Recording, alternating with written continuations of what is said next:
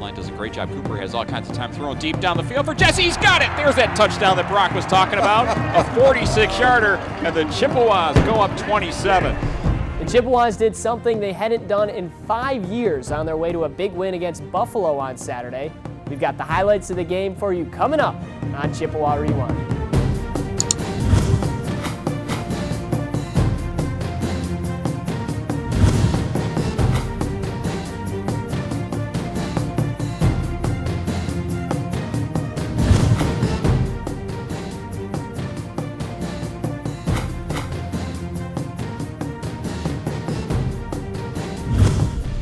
Come in here, let's play every snap as hard as we possibly can. Let's come into this thing at halftime and be ready for talking about finishing strong. All right, let's go. Let's fire up. We believe in you. Welcome into another edition of Chippewa Rewind presented by the Morning Sun.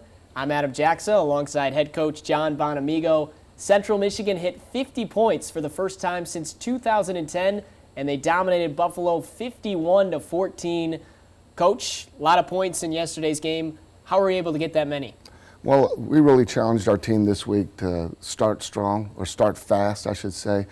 And, that's exactly what we did. And I think we found some momentum there, and it just kept on rolling, and we were able to carry it into the second half. And it was a great outcome for us. We were pleased with it. Didn't hurt ourselves with turnovers. We were able to get some on defense, use those to our advantage, and that's the formula that you like to be able to go and execute every week. You were able to move the ball through some tough conditions yesterday. It was snowing, it was windy. Did that have any effect on the game at all? It always has an effect. I think the wind was probably a bigger factor than the precipitation, unlike the northern game.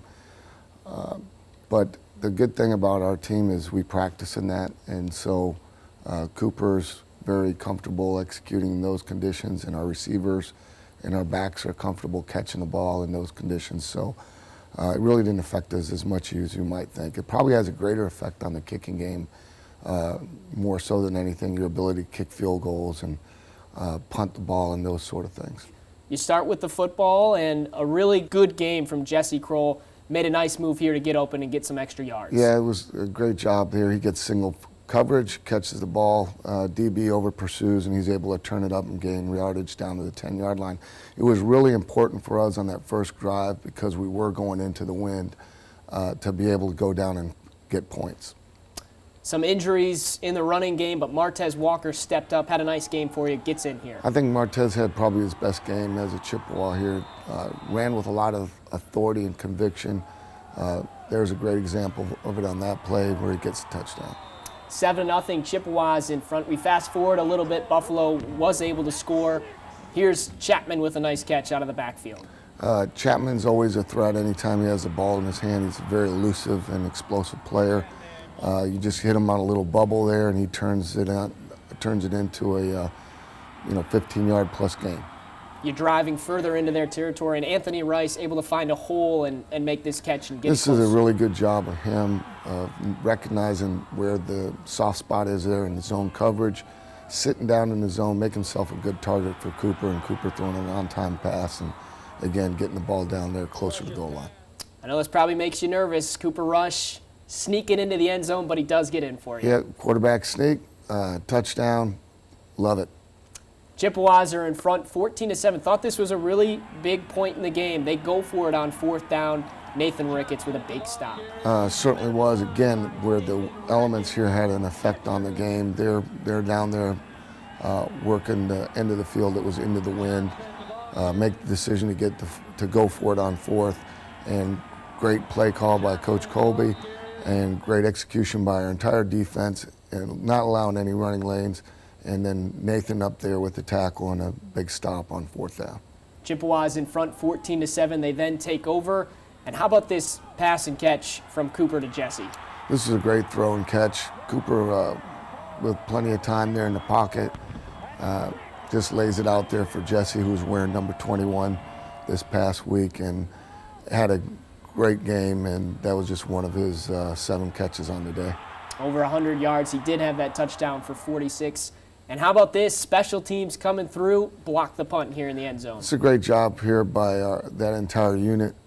but we get the block. Wish we could have got the touchdown.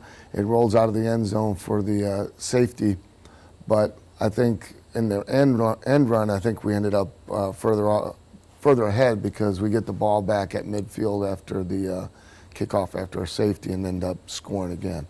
So it's 23-7. As Coach said, the Chippewas do get the ball back, and Corey Willis using his speed to get around the edge. Yeah, it was fun to finally see him get an edge. A couple times earlier this year, we've tried to run jet sweeps with Corey and haven't had very many good looks. So for him to get the corner shows why we keep running that play. Tell us a little bit about Trevor Thomas. We don't know much, but he gets a touchdown here. Trevor's kind of the heart and guts of your team. Epitomizes what CMU football is all about.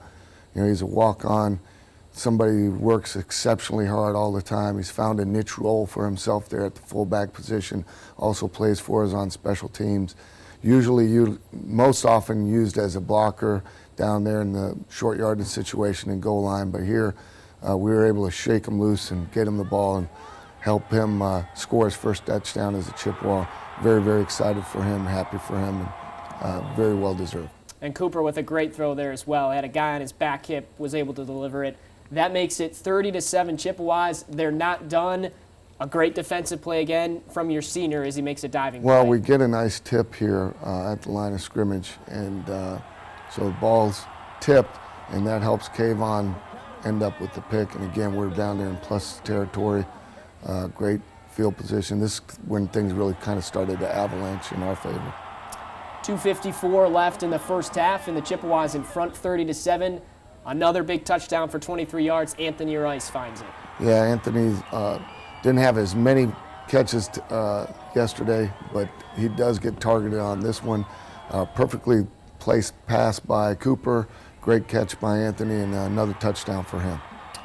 That's the end of the first half, 37-7. Chippewas blowing it open.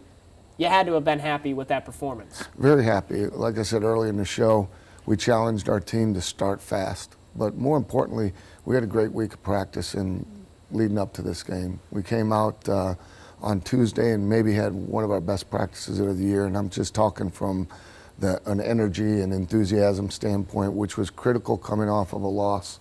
I've always believed that it's important year in and year out that your team remains even-keeled. You can't allow yourself to ride that roller coaster of emotions. I've probably said it before, but you can't allow yourself to get too high after a win, and you definitely can't be too low off a loss. We'll talk about that second half when we come back. Chippewas in front by 30 and still played very good ball in that second half. We'll break it down for you when we come back on Chippewa Rewind.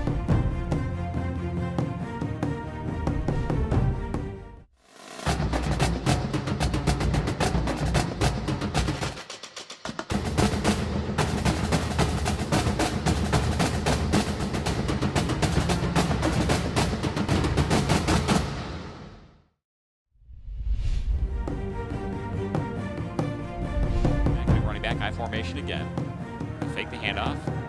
Cooper looking deep downfield. Touchdown! Cooper rush. Throwing it to the other Cooper, Eric Cooper. And the Chippewas are on the board again, and we're up over 50, folks. Welcome back to Chippewa Rewind. The Chippewas in front of the Bulls 37-7 at the break.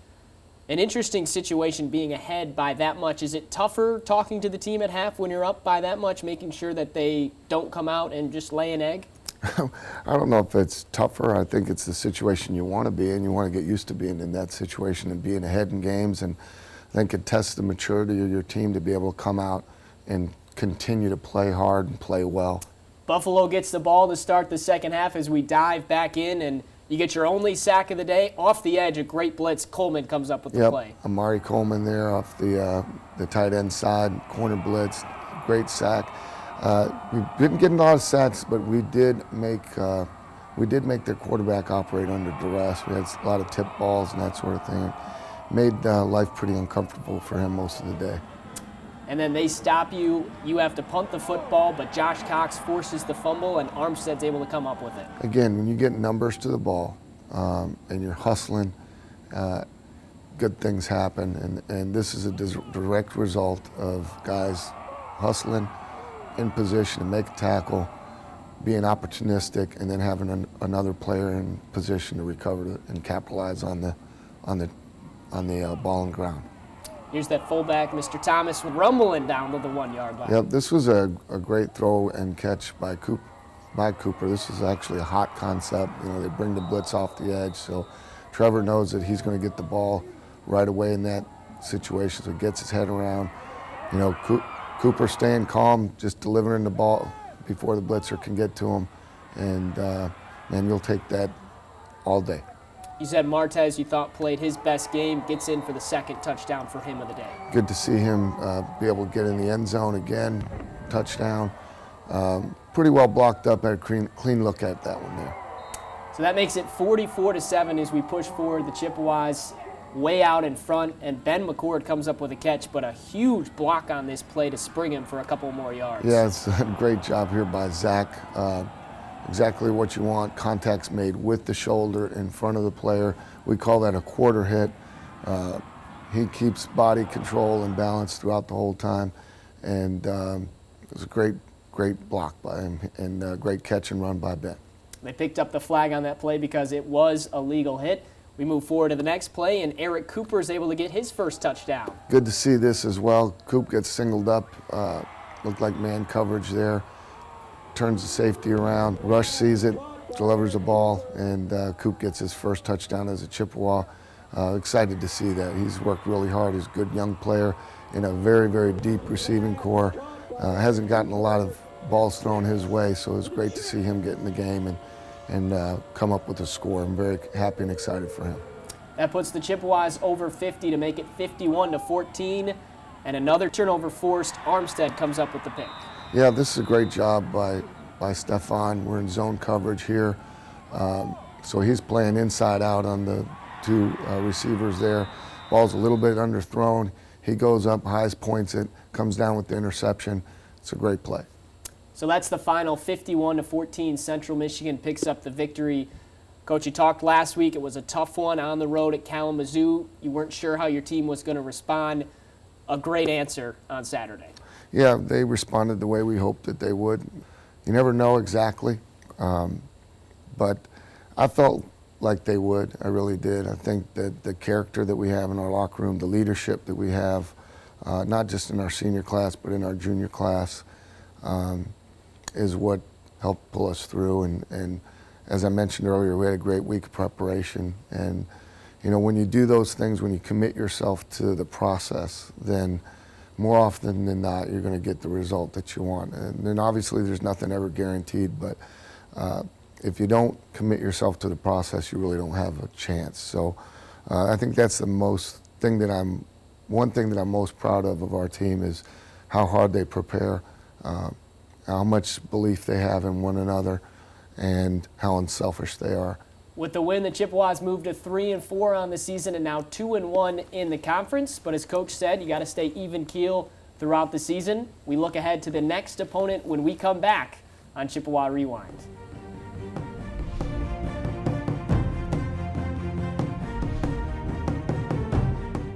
Hey CMU fans, experience Central Michigan University and all there is to do around campus by visiting Ticket Central, your one-stop shop for all your favorite CMU events. Ticket Central's staff is ready to greet you with a smile and assist you with all your ticketing needs. Whether it be for athletic events, plays, concerts, and more, we've got you covered. For further information, you can visit the atrium of the Event Center Monday through Friday from 8 a.m. to 5 p.m. or give us a call at 888-347-3872. At Ticket Central, we're here to help get you wherever you want to go. Cheers for the offense. Hip, hip. Hooray! Hip, hip. Hooray! Hip, hip. Hooray! 3 for the defense. Hip, hip. Hooray! Hip, hip. Hooray! Hip, hip. Hooray! Let's get 3 for the special team. Hip, hip. Hooray! Hip, hip. Hooray! Hip, hip. A pretty excited locker room after the Chippewas defeated Buffalo 51-14 on Saturday. Now it's on to the next opponent for Central Michigan, and you'll take on Ball State. They've struggled in their last 4 games, haven't been able to win. They come in just 2-5, but always a challenge going on the road in Muncie. Well, tremendous amount of respect for Coach Lembo and his staff. I've followed Coach Lembo since his days at Lehigh. If you check my resume, you know that I was there for a short time, so I've always followed the teams where I've worked, and just impressed with what he's been able to do through his career at Lehigh, then Elon, and then, you know, at Ball State. So just an exceptionally well-coached team, a team that's had Central's number for the last 5 years. We haven't been able to beat them. So this will be a great matchup. I think in our conference, week in, week out, you pretty much throw out the records. You never know what can happen. So we're certainly not going to take them lightly. This will be a great game. I know offensively they're playing with a true freshman at quarterback, and he's put up some big numbers.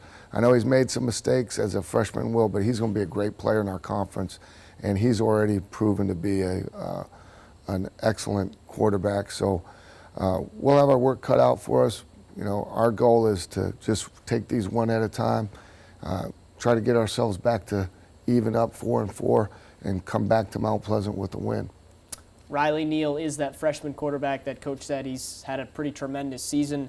You've had some injuries on the team. Hopefully you guys can get healed up as you take on the Cardinals this Saturday. Well, you know, you're at this point in the season, everybody's kind of banged up across the board, and I don't think anybody's who's played a significant amount of snaps is feeling 100%. So I truly, I know it sounds cliche, but I truly believe that, and it's really the next man up. So, you know, we'll take it from there. We'll prepare our guys the best we can, and insist that they prepare well in practice, and put them out there and expect them to execute. Well, this is a big game. You're trying to get back to 500 to even out at 4-4. It's a MAC West opponent. You could go to 3-1 in the conference. Wish you the best of luck as you try again to try and get that second straight win for the first time this season. Thank you very much. And to everybody that showed up and braved the elements this week, I appreciate it. Our team appreciates it. We count on your continued support, and fire up Chips. All right, that'll do it for this week's show. Join us again next time as we break down Central Michigan and Ball State. The two teams will battle on Saturday at 3 o'clock in Muncie. For head coach John Bonamego, I'm Adam Jaksa. Fire up Chips.